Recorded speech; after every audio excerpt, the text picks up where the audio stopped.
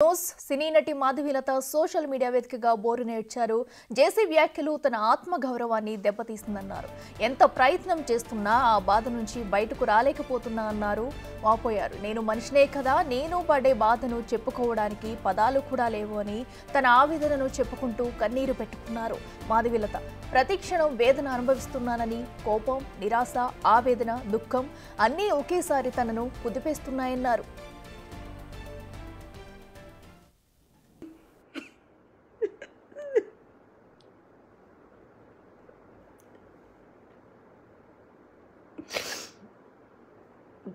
చాలా ట్రై చేశా, నార్మల్గా ఉందామని, కానీ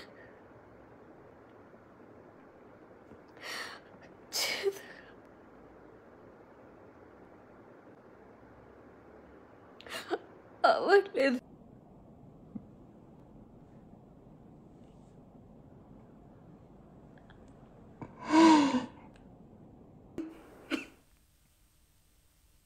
ప్రజలు, మహిళలు హిందూ ధర్మం కోసం నిస్వార్థంగా తన వంతుగా పోరాడుతుంటే ఎన్నోసార్లు ఎంతోమంది తన ఆత్మ విశ్వాసాన్ని చిదిమేయాలని ప్రయత్నం చేశారన్నారు. పదే పదే ఇవే మాటలన్నారని వాపోయారు.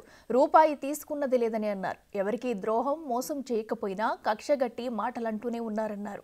ఆడపిల్లగా ఎప్పుడూ సింపతి గేమ్ ఆడలేదని, విమెన్ ఫేవర్ లాస్ ని ఉపయోగించలేదని, మగాడిలా పోరాడుతూనే ఉన్నానని అన్నారు.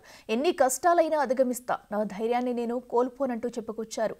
అభిమానుల ప్రేమ, అభిమానం, ఆశీర్వాదాలే తనకు శక్తినిస్తాయని చెప్పారు.